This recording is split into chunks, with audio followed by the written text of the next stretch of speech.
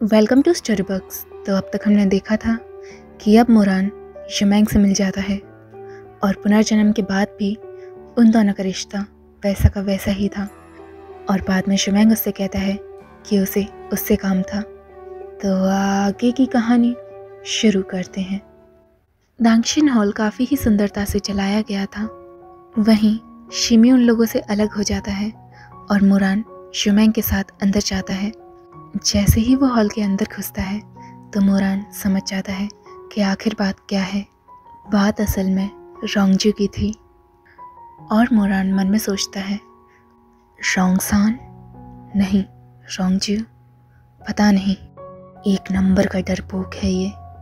जैसा कि आप सबको याद होगा कि मोरान ने वहाँ से कुछ पैसे और कीमती सामान चुरा लिया था, लेकिन मोरान ने ये एक्सपेक्ट नहीं करा था कि रोंगजू में इतनी हिम्मत होगी कि वो सीधा शिशैंग पीका जाएगा। रोंगजू एक लंबे आदमी से लिपटा हुआ था और काफ़ी बुरी तरह रो रहा था। और जैसे ही वो देखता है कि मोरान और शुमैंग हॉल के अंदर आ गए हैं तो वो और तेज़ रोने लगता है। उसे देखकर ऐसा लग रहा था कि अगर वो उस आदमी के सहारे नहीं खड़ा होता तो वो तो सीधा ज़मीन पर टपक जाता। वहीं वहाँ पर्दे के पीछे एक सुंदर सी मिड एज की औरत बैठी हुई थी। वो काफ़ी निराश लग रही थी। मोरान उन दोनों पर वक्त ज़ाया नहीं करता और सीधा उस औरत के पास जाकर कहता है, आंटी, मैं आ गया। वो औरत वहाँ की रानी थी, मैडम वांग। बाकी बीवियों की तरह जो कि कल्टीवेटर्स के संग कल्टीवेशन अच्छी करती हैं और उनकी बराबरी करती हैं, ख़ास तौर पर उन्हें भी पॉलिटिक्स में काफ़ी शौक़ होता है, मैडम वांग ऐसी बिल्कुल नहीं थी। उन्हें घर के बाहर का कोई भी काम करना अच्छा नहीं लगता था।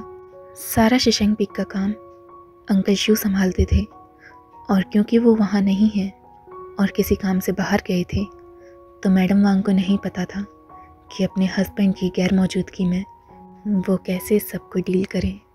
और वो डरी डरी आवाज़ में बोलती हैं, रनार, तो तुम आ गए। मोरान प्रिटेंड करता है कि उसने उन दोनों को देखा ही नहीं कि वो हॉल में है और स्माइल करके बोलता है, इतनी देर हो गई है आंटी, क्या आप मेरा इंतज़ार कर रही थी? मैडम वांग बोलती हैं, हाँ, तुम देखो, वो यंग मास्टर रोंग कह रहे हैं कि, और वो फिर बाद में हिचकते हुए कहती हैं, तुमने उनके यहाँ से चोरी की है। उन्हें काफ़ी शर्मिंदगी महसूस हो रही थी कि वो ये बताएं कि मोरान वैश्यालय गया था, तो इसीलिए वो सोचती हैं कि वो सीधा चोरी से शुरू करें।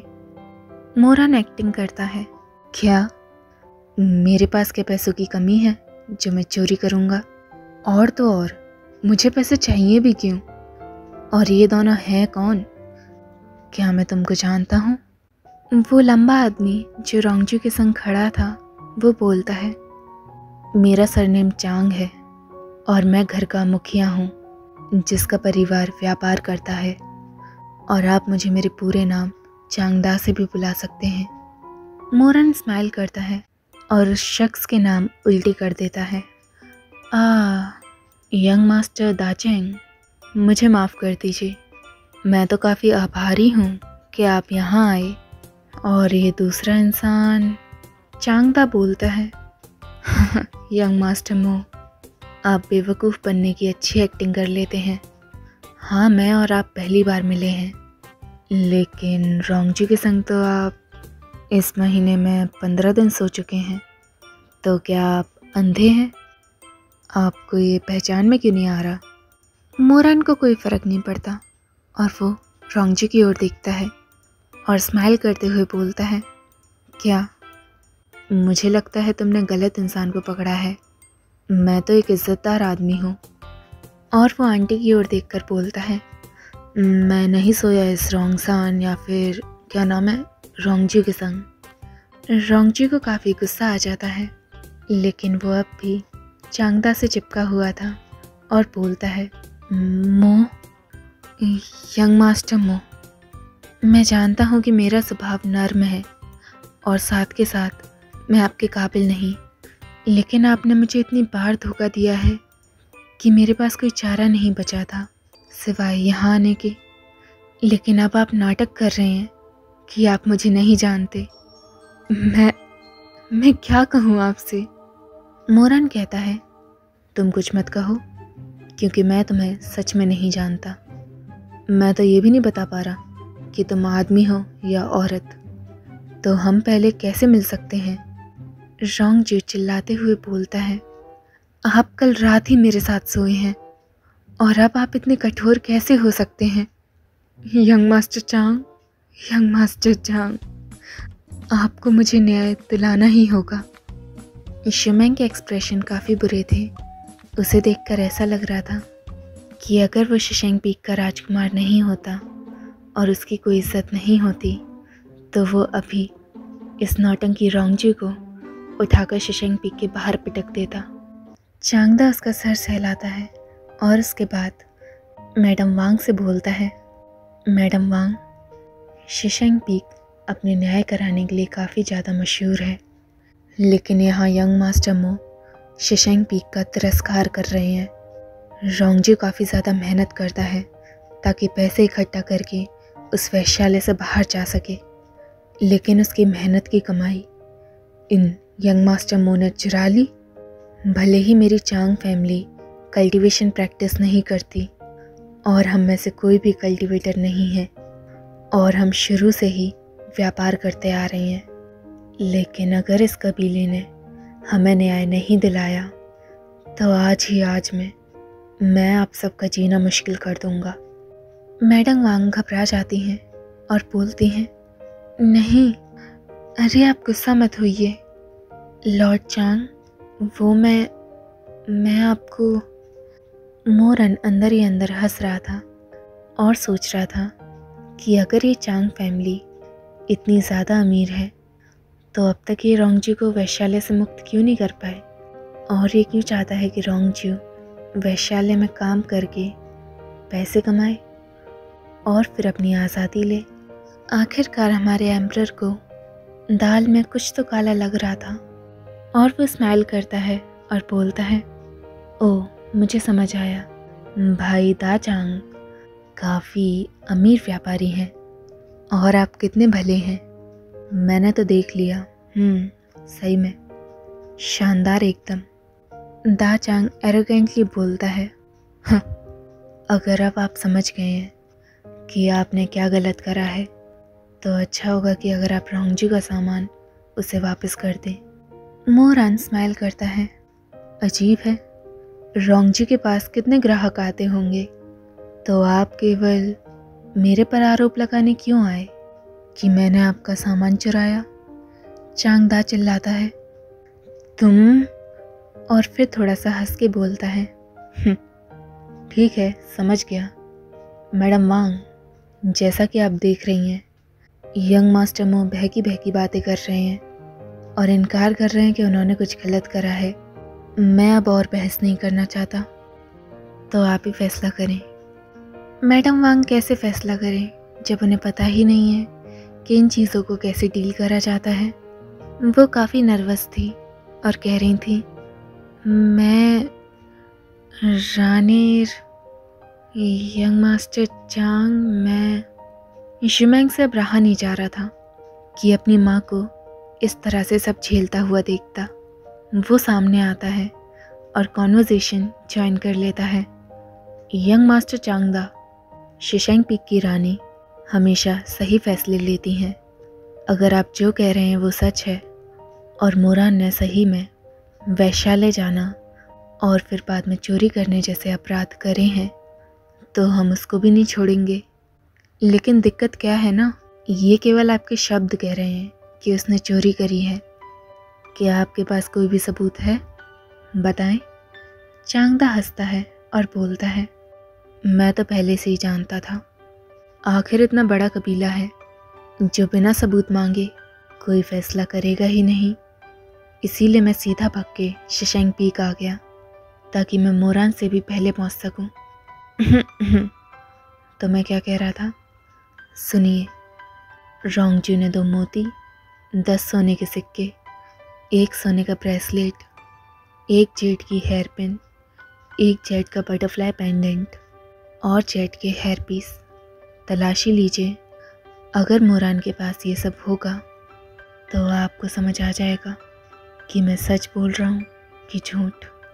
मोरान टोकता है, तुम्हें ऐसा क्यों लगता है कि तुम्हारे पास हक है मेरी तलाशी लेने का? चांगदा बोलता है, मुझे तो लगता है तुम अपनी गलती छुपा रहे हो। और वो मैडम वांग की ओर देखता है और बोलता है, मैडम वांग, क्या शशांक पीक चोरी और अय्याशी की सज़ा देता है? मैडम वांग धीरे से बोलती हैं, ये सब बातें मेरे पति जानते हैं। मैं असल में कबीले के नियमों में ज़्यादा नहीं उलझती, मुझे सच में नहीं पता। चांगदा चिल्लाता है, नहीं नहीं, मुझे नहीं लगता मैडम वांग को नहीं पता, बल्कि वो चाहती हैं कि उनका भतीजा बच जाए। वाह, मैंने कभी नहीं सोचा था कि शशांक पीक इतनी अश्लील और घटिया जगह है। अब मोरान से बर्दाश्त नहीं होता और वो बोलता है, ठीक है फिर, मेरी आंटी नहीं जानती कि कबीलों के मुद्दों को कैसे देखा जाता है, लेकिन फिर भी वो तुम्हें जाने को नहीं कह रही, क्योंकि वो चाहती हैं कि फैसला जल्दी और आज के आज हो। लेकिन तुम अपने आप को नहीं देख रहे, तुम्हें ज़रा भी शर्म नहीं आती, एक औरत को इस तरह से परेशान कर रहे हो। और वो बोलता है, ठीक है, मेरी तलाशी ले लो, लेकिन अगर मेरे पास कुछ नहीं मिला तो फिर तुम अपने इन घटिया इल्ज़ामों का क्या करोगे? चांगदा कहता है, तो फिर मैं आपसे माफ़ी मांगूंगा। मोरन कहता है, ठीक है, लेकिन हाँ, अगर तुम गलत साबित हुए तो माफ़ी मांगना और पतली गली से सीधा शशांक पीक के बाहर निकलना। मोरान का ये कॉन्फिडेंस देखकर चांगदा भी थोड़ा अजीब महसूस करते हैं। वैसे भी वो बचपन से ही कल्टीवेटर से थोड़ा चला करता था, क्योंकि इसके पास कोई टैलेंट ही नहीं था कि वो कल्टीवेटर बन पाए। कुछ दिन पहले उसने सुना कि उसके पुराने दोस्त रोंगजू के पास मोरान नाम का कल्टीवेटर आता है, जो कि रोंगजू से काफ़ी खुश रहता है। तो रोंगजू और चांगदा ने एक समझौता कर लिया कि मोरान को कल्टीवेशन सीखने से पहले ही निकाल देंगे और फिर वो रोंगजू को वैश्यालय से मुक्ति दिला देगा।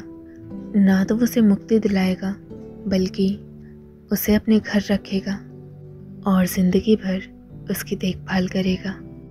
यंग मास्टर चांगदा को मोरान की कल्टीवेशन वाली जगह चाहिए थी और रोंगजू को पैसे, और इन दोनों के लालच की वजह से बर्बादी होनी थी मोरान की। पिछली ज़िंदगी में मोरान फंस गया था, लेकिन बाद में कैसे न कैसे उसने मुद्दा सुलझा लिया, जिसकी वजह से उसे काफ़ी कुछ झेलना पड़ा।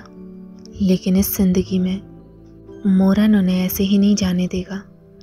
आखिर अब उसे सब पता था, वो कोई बेवकूफ़ थोड़ी ना है कि रोंगजू का सामान चुरा कर सीधा भाग जाए। कुछ ना कुछ तो उसने सोचा होगा। चांगदा को लगा था कि यही समय है और अब वो मोरान को फंसा सकता है। वो मैडम वांग को फोर्स करेगा कि मोरान का कल्टीवेशन बेस उससे छीन ले, और जैसे ही मोरान अपनी कल्टीवेशन पावर निकालता, चांगदा अपने जेट पेंडेंट से उसे सोख ले और आगे जाके बिना किसी मेहनत के उसका इस्तेमाल करे। लेकिन अब वो जिस तरह से मोरान को एक्टिंग करते हुए देख रहा है, उसे अब हेजिटेशन हो रही थी कि कहीं मोरान ने सब कुछ बेच तो नहीं दिया और अब उनकी आंखों पर पर्दा डाल रहा है। या हो सकता है ये केवल ऐसे ही बोल रहा हो। उसके दिमाग में ऐसे ही ख्याल आ रहे होते हैं और मोरान की तलाशी चालू हो जाती है। वो आराम से अपनी ऊपरी पोशाक उतारता है और कहता है, आ जाओ, जितना देखना है देख लो। काफ़ी देर तलाशी करने के बाद मोरान के कपड़ों में से केवल कुछ चांदी के सिक्के निकले, मतलब उसके पास कुछ नहीं था। चांगदा चौंक जाता है और बोलता है, ऐसा कैसे हो सकता है? तुम ज़रूर हमें बेवकूफ़ बना रहे हो। मोरान अपनी पर्पलिश आंखों को छोटा करता है और अपनी चिन को छूते हुए कहता है, आपने 10 बार मेरे कपड़ों की तलाशी ले ली, 7 और 8 बार मेरे को छू लिया। बस एक चीज़ रह गई है कि अब मैं पूरी तरह से कपड़े उतार दूँ। क्या आप फिर भी नहीं मानेंगे? चांगदा चिल्लाता है। मोरान तुम? मोरान तभी कहता है, मैं समझा। दाचांग, ये सब आप इसीलिए कर रहे हैं ना क्योंकि आप मुझको पसंद करते हैं? आपने ये सारी साजिश इसीलिए सजाई है ना ताकि आप मुझे छू सकें और मेरा फ़ायदा उठा सकें, है ना? अब चांगदा के पास बेहोश होने के अलावा कुछ नहीं बचा था। वो मोरन की ओर देखता है लेकिन कुछ नहीं कह पाता। उसका पूरा चेहरा लाल हो चुका था और वैसे भी दूसरी तरफ यीशुमैंग बहुत झेल चुका था। भले ही वो मोरन को नहीं समझ पाता लेकिन फिर भी मोरन शिशेंग पीक का ही डिसिपल है तो उसका इतना अपमान किया जाएगा वो शिशेंग बिल्कुल नहीं देख सकता।